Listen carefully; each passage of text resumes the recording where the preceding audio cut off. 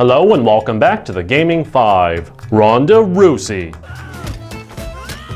Ronda Rousey with a knife. Ronda Rousey driving a carriage. I'd still let her have her way with me.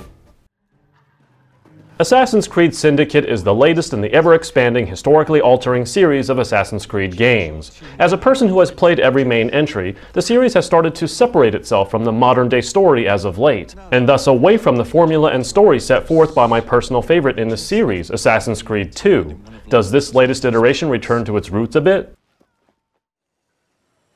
If you've never played one of these games before, you stab people. A lot of people. But outside of stabbing the living shit out of everything Templar, you also navigate an open world that does its best to replicate its historical underpinnings. This primarily means scaling buildings, something that the Assassin's Creed series pretty much refined into today's common climbing mechanics. Unfortunately, I feel it's admittedly still clunky. In fact, it's so clunky that you might somewhat feel like you're back in the older Assassin's Creed games. Granted, the detailed world, more on that later, makes smooth movement nigh impossible, but you'll find getting around to sometimes be jerky and unintuitive. An obvious shame for a series that pretty much popularized the concept of free-running parkour movement. The added use of ziplining and carriage driving greatly aids in fun ways the need to traverse the landscape, but does not mitigate the eventual feeling of awkward movement. On the stabbing side of things, stealth gameplay is as good as ever, and patience is always rewarding as it should be. On the "oh, I forgot to pay attention and got detected, so now I have all of them ganging up on me" combat, there's been a refinement that results in much faster and ultimately more challenging combat. It's not perfect, but it's a step in the right direction and still reinforces the idea that stealth is more ideal. I mean, you are an assassin.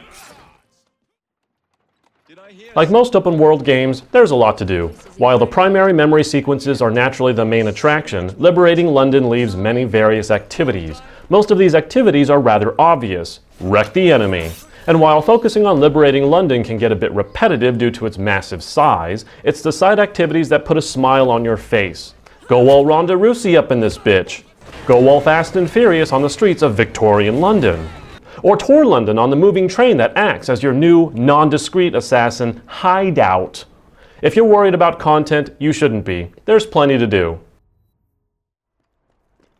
This is the most beautifully crafted digital Victorian London your retinas will ever absorb. It is brimming with a high level of granular detail from corner to corner, and train stations are properly bustling with people. The streets might be a bit less populated, but you were probably going to run them over in a carriage anyway. Speaking of which, the frame rate does dip as expected, but primarily when you're rampaging through the streets in a carriage mowing down said population. It otherwise remains fairly solid. Additionally, also as expected, glitches do happen. They're non-game breaking and occurred surprisingly rarely, but you will see some weird things every now and then. In terms of the story presentation, I will flat out say that the Fry twins are some of the most likable characters the series has ever had, and they immediately grew on me. The voice acting is on par as well, bringing a level of authenticity to the very historical presence they wish to create. The thing is, there's one major niggle in this story, and what has me invested in the series so much: the modern day.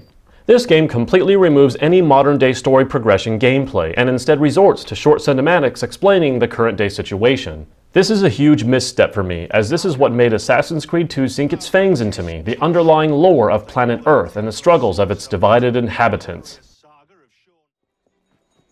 Assassin's Creed Syndicate is a step in the right direction, but not quite anything more than just a step. While it feels more refined and takes a page out of Assassin's Creed 2 in its historical presentation and likable character development, it continues to forget what makes Assassin's Creed lore so important: the modern day. Reliving history is the key to our future, and not progressing that factor and only giving us cinematic tidbits and a cliffhanger ending to the current day situation are disappointing. But in terms of being in Victorian London, it's the most beautifully crafted digital London ever, generally smooth and fun, albeit clunky to navigate. Stealth stabbing is also as rewarding as ever, and there's enough to do to keep a person occupied for a long time. I give Assassin's Creed Syndicate an 8 out of 10. That's it for today. Subscribe for more gaming content delivered directly to your retinas. I'll see you next time on the Gaming 5. It's me, Ronda Rousey.